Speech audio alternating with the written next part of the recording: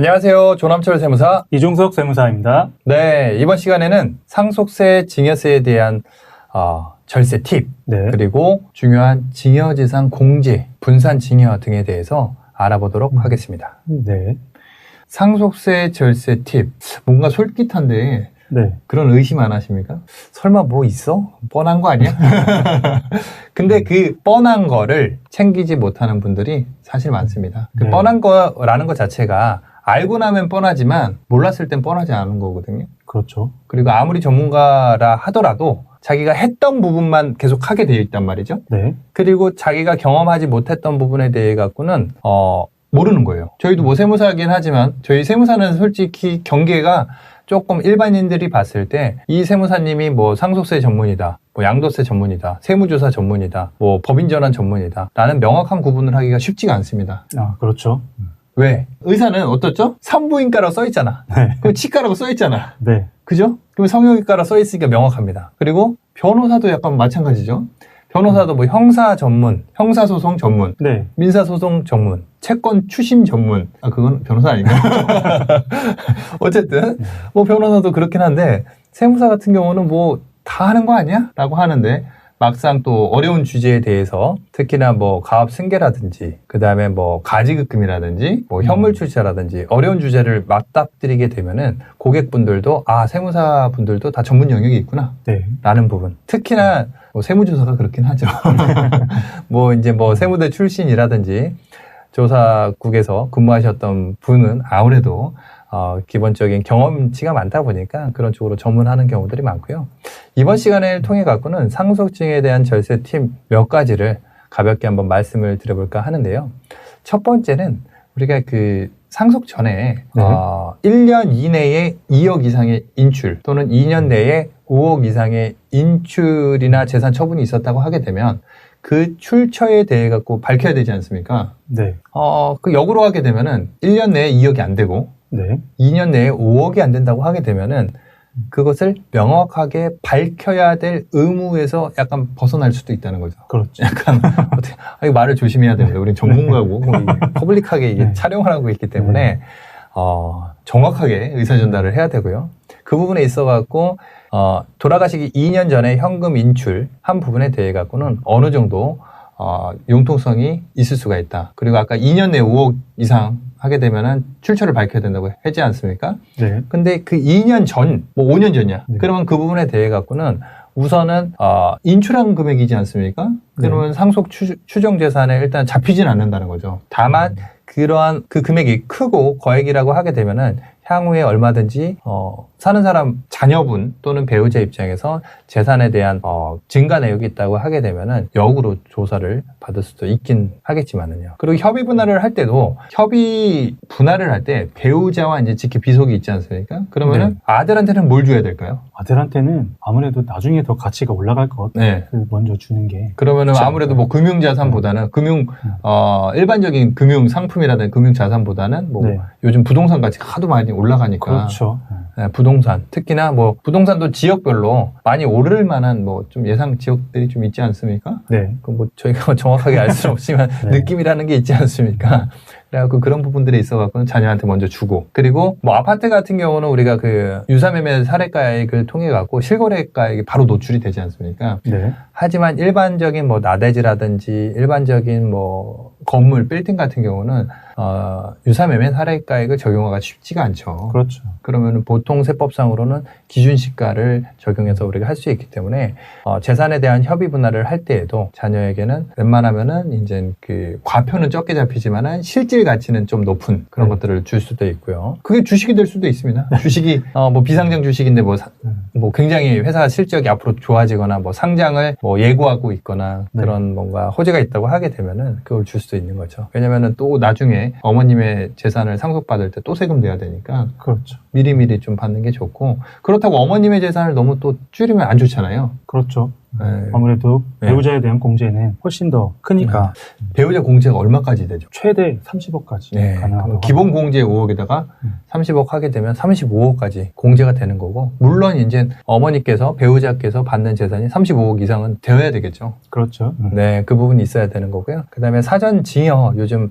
문의들이 많이 있으신데 사전 증여에 대해서도 미리미리 검토하고, 부동산 가치가 많이 올라간 거에 비해 갖고 공시지가는 그거만큼은 올라가지 않기 때문에 사전 증여를 할 필요가 있습니다. 그리고 회사를 소유하고 있는 그 비상장 기업을 가지고 있다고 하게 되면은 아버님이 돌아가시기 전에 또는 돌아가신 시점에서 회사 가치 결산을 해야 됩니다. 만약에 오늘 돌아가시면은 오늘 날짜로 결산을 해야 됩니다. 가결산을 해서 네. 그때 과거 동안에 발생하지 않았던 손실이라든지 비용 처리를 할 게 있다고 하게 되면은 부실 채권도 정리할 필요가 있고, 퇴직금에 뭐 정관에 3배수 있으면 3배수 퇴직금을 또 비용 처리할 수도 있고, 물론 현금으로 들어오긴 하겠지만 기업 가치는 떨어지겠죠. 네.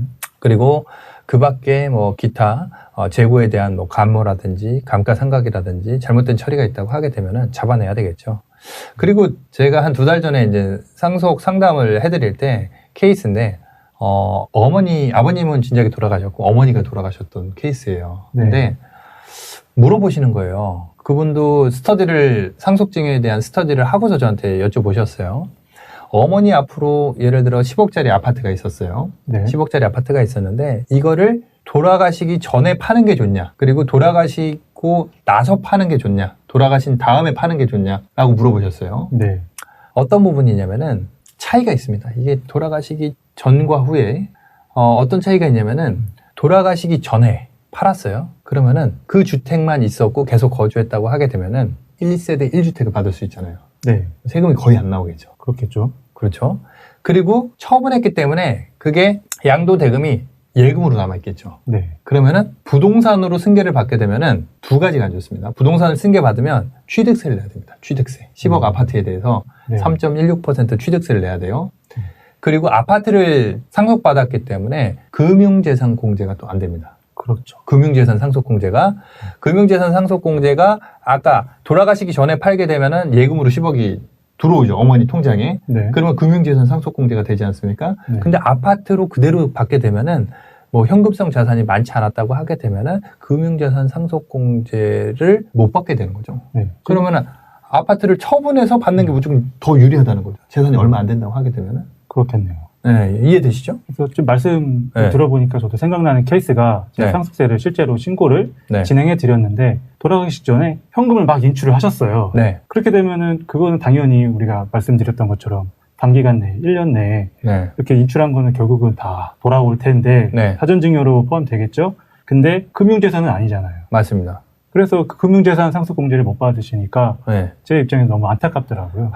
그렇죠. 금융재산이라는 게 딱 그 금융기관, 우리가 알고 있는 금융기관에 꽂혀 있어야 되는 겁니다. 그렇죠. 예. 안 그러면은 그게 좀 뭐라 그럴까. 그 금융재산 상속공제도 꽤 되지 않습니까? 네, 그거를 적용 못 받으니까 네. 안타깝더라고요. 맞습니다. 그리고 살아생전에 우리가 증여를 할 수가 있는데요. 증여 공제도 잘 활용할 필요가 있습니다. 왜냐하면 10년 주기로 우리가 누진세가 리프레시가 되기 때문에 네. 배우자에게는 10년간 6억, 그 다음에 직계 존속이 비속에게 줄 때는 5천만 원, 또 비속이 존속에게 줄 때도 5천만 원, 그리고 기타 친족은 1,000만 원 세금 없이 재산을 물려줄 수가 있습니다. 그런데 이게 법이 아마도 한 40년, 50년 전에 만들어졌을 법인데, 네. 그 사이에 뭐 인플레이션이 엄청나게 수십 배가 됐는데, 이거 네. 아니 과표는 또 인플레이션 때문에 과표는 엄청 올랐잖아요. 네. 그러면 이거 증여 공제를 좀 많이 올려줘야 되는 거 아닙니까? 그렇죠. 어떻게 생각하세요? 물가 상승률 반영해서 네. 공제를 좀 더 높여줘야 될 것 같은데, 네. 저희가 그 양도세 비과세에 대해서는 9억을 12억으로 올리겠다라는 논의가 지금 네. 진행되는 걸 알고 있습니다. 네. 근데 지금 증여재산 공제는 전혀 뭐 그런 논의가 있는지 제가 모를 수도 있겠지만, 네네. 왜냐면 미국 같은 경우는 뭐 트럼프 행정부 시절에는 2018년도부터 1,126만 달러로 제가 기억하는데요. 인당 네. 1,126만 달러면 우리나라 돈으로 한 130억 정도 될 겁니다. 부부 각각. 네. 그러면 두 부부라고 하게 되면은 260억까지 상속세, 증여세, 비과세 한도가 있습니다. 앵간한 재산에 대해 갖고는 그러면은 그런 것도 생각을 해볼 수가 있는데, 뭐 여담이지만 이 세금이 없어. 내가 자식한테 돈을 10억을 주는데 그럼 빨리 주겠죠. 네. 그럼 자식은 쓸 일이 많잖아, 사실. 이것저것 살 것도 많고. 네. 그러면 소비가 촉진이 된다는 거죠. 근데 주고 싶은데 세금이 50%야. 줄 수 있나요? 잘 못 주겠죠. 네. 그런 것도 생각해 볼 필요가 있습니다. 혹시라도 이 입법 담당자분이 이 영상을 보게 된다면 올려주십사 하고서 하면 좋겠습니다. 뭐 내수 활성화에도 기여가 될 수 있겠네요. 맞습니다. 그리고 가끔 물어보시는 게 증여를 함에 있어 갖고 아들한테 현금 20억을 주고 싶은데 아들한테 20억 주게 되면 세금 얼마인가요? 6억 2천 나옵니다. 그거 절세할 수 있나요? 하면 딱 한마디 하죠. 그럼 며느리한테 10억 주시죠. 그러면은 아직 우리 그 세무사님 아직 결혼 안 하셨으니까 혹시라도 아버님께서 20억을 이젠 세무사님한테 20억을 준다고 했을 때 며느리한테도 세무사니까 절세 측면에서 그러면 와이프한테 10억 주시죠. 네. 라고 했을 때 아버님께서 오케이 하실까요? 만약에 제 뜻이 그렇다고 하면은 네. 이제 전 아무래도 네. 세법을 잘 아니까 아버님께 이게 세금이 어떻게 달라지는지를 설명해 네. 드릴 수 있다면은 네. 그러면 또 생각이 달라지시겠죠. 맞습니다. 세금 차이가 1억 5,500만 원이나 차이가 납니다. 그러면은 뭐 해야죠. 네.